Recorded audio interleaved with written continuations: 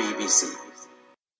Have again taken to the streets of Egypt, defying a government ban on demonstrations. Protesters say they won't back down until the government falls, inspired by the recent uprising in Tunisia.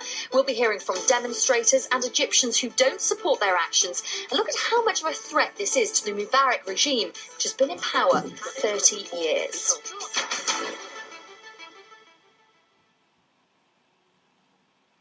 BBC News with Michael Poles. Riot police in the Egyptian capital Cairo have used tear gas against thousands of people intent on demonstrating against the government. The crowds had gathered despite the threat of prosecution. There was also a tense standoff in Suez. The Interior Ministry said 500 people have been arrested in the past 2 days. The Tunisian government has issued an international arrest warrant for the country's former president, Zine El Abidine Ben Ali. It said he'd had asked Interpol to assist in arresting him and members of his family, including his wife, Leila Trabelsi. They wanted for allegedly acquiring property and assets illegally and transferring funds abroad. The BBC World Service is cutting more than a quarter of its jobs over the next 3 years and ending programmes and radio transmissions in many languages. The changes mean it'll lose 30 million listeners. The way has been cleared for Russia and the United States to implement their first nuclear arms reduction treaty for nearly a decade. The upper house of Russia's parliament has ratified the New START treaty, which is now expected to come into force in the next few weeks.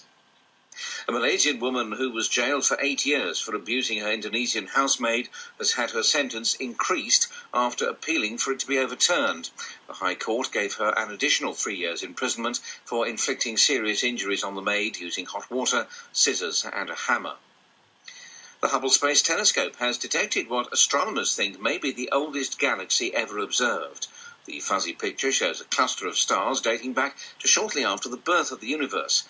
Light from the galaxy travelled for 480 million years to fall on the telescope's detectors. The 7-time tennis Grand Slam champion and former world number 1 Justine Henin says she's quitting the game because of an elbow injury. It's the second time the Belgian has retired. She stepped down from the game in 2008, only to return last year. The latest announcement followed her exit from the Australian Open. BBC News. You have heard the news from the BBC. Now it's your turn. Call country code 44 20 70 830 72 72. Welcome to Wolrd. Have your say. Hello, I'm Chloe Tilley. We're discussing the protests in Egypt that for a second day have seen thousands of people take to the streets protesting against the government. Kofi on Facebook says Egyptians keep on revolting. Show Mubarak and his lot where ultimate power resides. Cairo expat in Egypt has emailed the BBC. The day of violence yesterday was a national holiday and everybody in Cairo was talking about what was happening and supporting it 100%. Today I spoke to some Egyptian workers asking if they'll go and protest today. One of them said no, because we know that nothing will happen, so why risk our lives? And Michelle in Nigeria on Facebook says, I only wish that this way of resolving issues on the African continent could succeed without bloodshed or loss of lives. What should we expect from other African states? I guess not far from this. Email us at worldhaveyoursay@bbc.co. Well, Craig Oliver, the controller of Global News English, has had to rush off, but thank you to all of you for your questions to him. We're going to turn our attention now for the next half an hour on events in Egypt over the last 48 hours or so. I'm joined in the studio here by Mohammed El Masry, who's an Egyptian living here in London. But let's first speak to Sam, who's also known as Sand Monkey. He's an Egyptian blogger in Cairo and has been out protesting today. Welcome to the show, Sam. Tell us what you've seen and where you've been today. All right. So far today, I've been around downtown and Tahrir most of the day because that's what I thought everybody would be doing. And accordingly, the state security had put like an entire army in downtown at the time, waiting for people to show up. I got on Twitter and I heard that basically people were not going to go to Tahrir in order to avoid the police, and they were heading towards the lawyer and press syndicate. I ended up going to the press syndicate when I ended up getting locked in the press syndicate when I could only see like a side view of the street warfare that happened when the people in the lawyer syndicate basically, as the protest grew bigger and bigger and bigger and bigger, they started clashing with the police over on C Street. And I could see the police firing rubber bullets, and I could see the police firing gas. Not to mention, I have seen personally them taking Mohammed Abdel Quddus, which is the head of the Freedom Committee in the press syndicate in Egypt, as they grabbed him and beat him to the floor. They've also beat up women in the protest. The protests were very peaceful. They wouldn't let us out. We kept arresting people on the street. When people tried to go in and storm and try to get us out, they actually dispersed the people and beat them up as well. We were basically isolated for about 3 hours while the rest of Egypt was in the street warfare. So is there... Hello? No, I'm listening to you. Is there a different mood amongst the protesters today compared to yesterday? There seemed to be a lot of joy and optimism yesterday. It sounds like not so much today. Not really, no. Here's what happened. Yesterday, there are many factors that differentiate yesterday from today. Yesterday was a holiday, as you said. And yesterday, a lot of people came out, and a lot of people got hurt as well, and a lot of people got beaten up at the end of the night. So basically, having the second protest right after the next day immediately, and around noon, was during a work day, was kind of asking too much to expect the same turnout. People were still licking their wounds, people were still convalescing, people were still resting, people were in their exams, people were at their jobs. It became impossible to get the same turnout. What we're expecting, though, is that equal turnout to what happened yesterday to happen on Friday after prayer.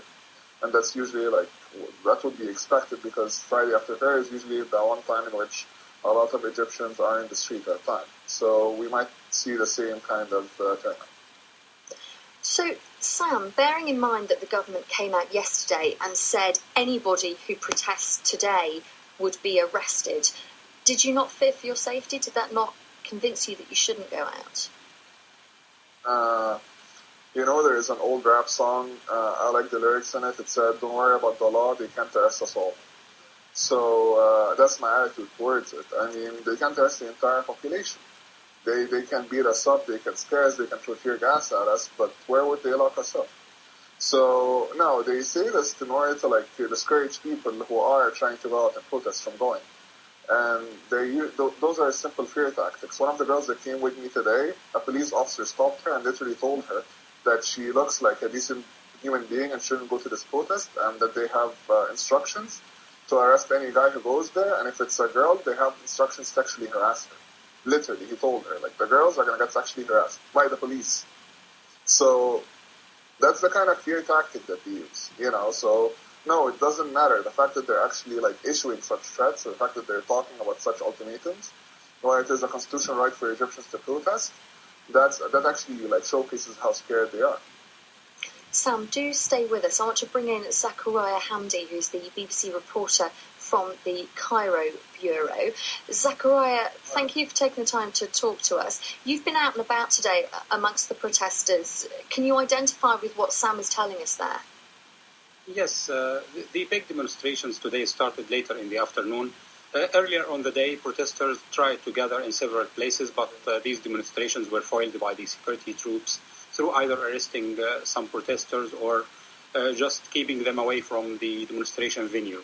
The Interior Ministry, as you said, had issued a statement in the morning saying that it will not allow any protests. Later on the day, there was one demonstration outside the press syndicate in central Cairo. A number of journalists were arrested.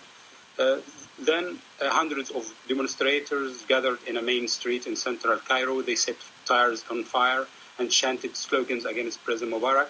But the anti-riot police fired rubber bullets and tear gas on the demonstrators and managed to disperse them. But the demonstrators moved to a nearby place and started a new one. But again, the security forces clashed with them and dispersed them. Zachariah, thank you for coming on World Have You Say and giving us an outline of what has happened today. As I said, we're also joined by Mohammed in the studio here, who's an Egyptian but lives in London. You've obviously been watching this from afar, and you were nodding a lot when Sam was talking to us. Have you been in touch with people back home? I can't say I've been in touch with people. I've spoken to a couple of friends back home. One of them has been out there on the protests. And most of the news that I get are from either Facebook or other social media outlets, and videos on YouTube that are uploaded by demonstrators who are out there on the field protesting. And what are your friends telling you who've been protesting? Because for people who don't understand Egypt and how it works, this is a huge sea change, isn't it, in the way people approach criticising the government? It's unprecedented. We can safely say it's a resounding success what happened yesterday. I mean, for the first time since the 1970s, you see tens of thousands of youth marching in the streets. The beautiful thing this time is that you see all of them transcending political slogans and religious slogans. You don't see sectarian divide. Muslims, Christians, people from all ages, men and women, all of them are marching together behind a set of demands, demanding the government steps down, dissolving the parliament, dissolving the government, end of emergency law. And so this is totally unprecedented in Egyptian history since the 1970s at least.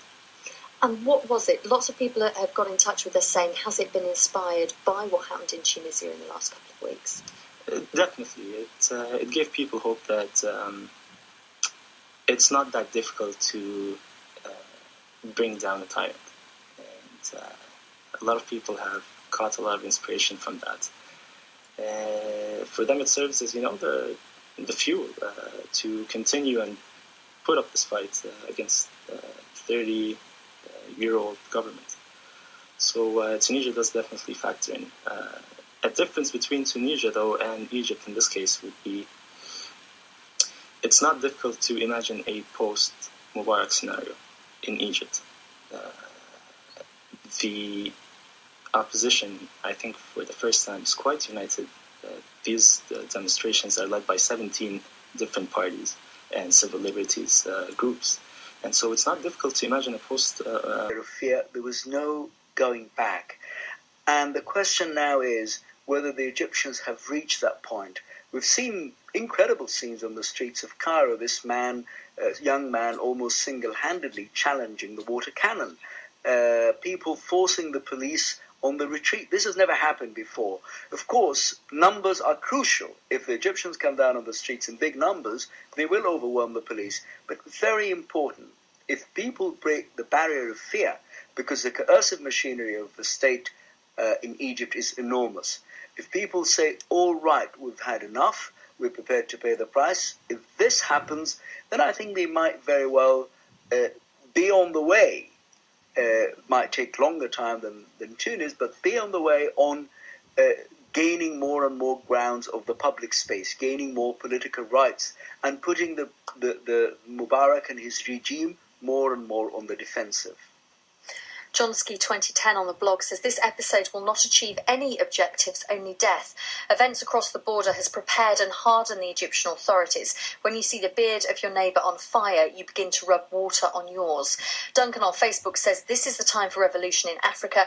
African leaders have abandoned their subjects in absolute poverty while they're busy feasting on taxpayers' money. This is a dawn of revolution in Africa. Now is the time. Go Africa. And Spee on Facebook says in Egypt it's pure madness simply because they're following the footsteps of Tunisia.